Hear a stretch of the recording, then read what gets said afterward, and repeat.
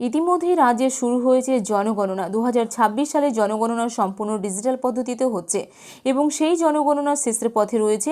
তো জনগণনায় আপনাদেরকে 33টি প্রশ্নের উত্তর দিতে হতো বা দিয়েছেন আপনারা, সেখানে এবার 7টি প্রশ্ন আরও যুক্ত করে এবার জনগণনায় দিতে হবে 40টি প্রশ্নের উত্তর। কোন 7টি প্রশ্ন যোগ করা হয়েছে, কেন্দ্র সরকারের তরফ থেকে কি জানানো হয়েছে এবং আপনাদের বাড়ি বাড়ি গিয়ে বা আপনার অনলাইনে যেখানেই আপনারা করেন না কেন, অনলাইন বা অফলাইনে, আপনাদের 40টি প্রশ্নের কী কী উত্তর দিতে হবে এবং কোন কোন 7টি প্রশ্ন আবার যুক্ত করা হলো 33টির সঙ্গে। আজকের এই ভিডিওতে আপনাদেরকে বিস্তারিত জানাবো, কেননা আপনাদের এই 40টি প্রশ্নের উত্তর অনেকেই জানা নাও থাকতে পারে, তাই জন্য আপনাদের জানা অত্যন্ত জরুরি। তবে ভিডিওটি যদি ভালো লেগে থাকে তো অবশ্যই একটি লাইক করবেন, বন্ধুদের সঙ্গে শেয়ার করবেন। পশ্চিমবঙ্গে ইতিমধ্যেই শুরু হয়ে গিয়েছে জনগণনার প্রক্রিয়া। ঘরে বসে সেলফ এনুমারেশনের সময়সীমা শেষ হওয়ার পর এবার সরাসরি বাড়ি বাড়ি গিয়ে সেন্সারের কাজ শুরু করবেন সরকারি কর্মীরা।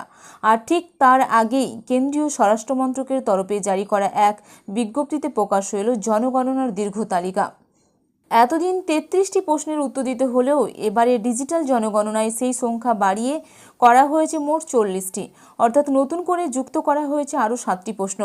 তোড়জোড়ের এই পর্বে জনগণনায় অংশ নেওয়ার আগে কোন কোন প্রশ্নের উত্তর আপনাদেরকে দিতে হবে তা আজকের এই ভিডিওতে আপনাদেরকে বিস্তারিত জানিয়ে দেব এবং আপনাদের জানাটা অত্যন্ত জরুরি।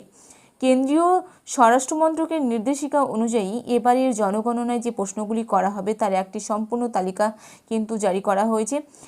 বলা হয়েছে জনগণনায় অংশ নেওয়া ব্যক্তির নাম প্রথমে, তারপর বলা হয়েছে পরিবারের প্রধানের সঙ্গে তার সম্পর্ক কী রয়েছে, তার লিঙ্গ এবং 4 জন্ম তারিখ এবং বয়স সম্পর্কে জানতে চাওয়া হয়েছে, জন্মের স্থান এবং বর্তমান বৈবাহিক অবস্থা, বিয়ের সময়, বয়স, স্বামী বা স্ত্রীর নাম এবং নাগরিকত্ব, ধর্ম কী রয়েছে, তপশিলি জাতি, এসসি এসটি সম্পর্কে জানার কথা বলা হয়েছে, বাবার তথ্য জানতে চাওয়া হয়েছে, মায়ের তথ্য, শেষ কথায় বসবাসের জায়গা। এছাড়াও 18 নম্বরে বলা হয়েছে বর্তমানে জীবিত সন্তানের সংখ্যা, বিবাহিত, বিধবা, বিবাহ বিচ্ছিন্ন ও পৃথক বসবাসকারী মহিলাদের ক্ষেত্রে জীবনে মোট কতজন জীবিত সন্তানের জন্ম দিয়েছেন, বর্তমানে বিবাহিত, বিধবা, বিবাহ বিচ্ছিন্ন বা পৃথক বসবাসকারী মহিলাদের ক্ষেত্রে বলা হয়েছে।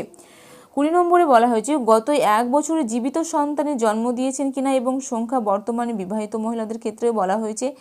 21 নম্বরে বলা হয়েছে মাতৃভাষা অন্য কী কী ভাষা জানেন, প্রতিবন্ধকতা সংক্রান্ত তথ্য, সাক্ষরতা ও ডিজিটাল সাক্ষরতার অবস্থা, শিক্ষা প্রতিষ্ঠানে উপস্থিতির হার বা অবস্থা, সর্বোচ্চ শিক্ষাগত যোগ্যতা, গত 1 বছরে কাজ করেছেন কিনা, অর্থনৈতিক কর্মকাণ্ডের ধরন এবং 28 নম্বরে বলা হয়েছে তার পেশা, শিল্প, ব্যবসা এবং পরিষেবার ধরন, কাজের শ্রেণী সম্পর্কে জানতে চাওয়া হয়েছে, অর্থনৈতিক নয় এমন কার্যকলাপ, কাজ খোঁজা চলছে কিনা, কাজের জায়গায় যাতায়াতের তথ্য, কোভিড-19 টিকাকরণের স্থান, মোট কতগুলি ব্যাংক অ্যাকাউন্ট রয়েছে, মোবাইল নম্বর যদি থাকে সেটি, আধার রিডেক্টেড, ভোটার আইডি নম্বর, পাসপোর্ট নম্বর যদি থাকে, ড্রাইভিং লাইসেন্স।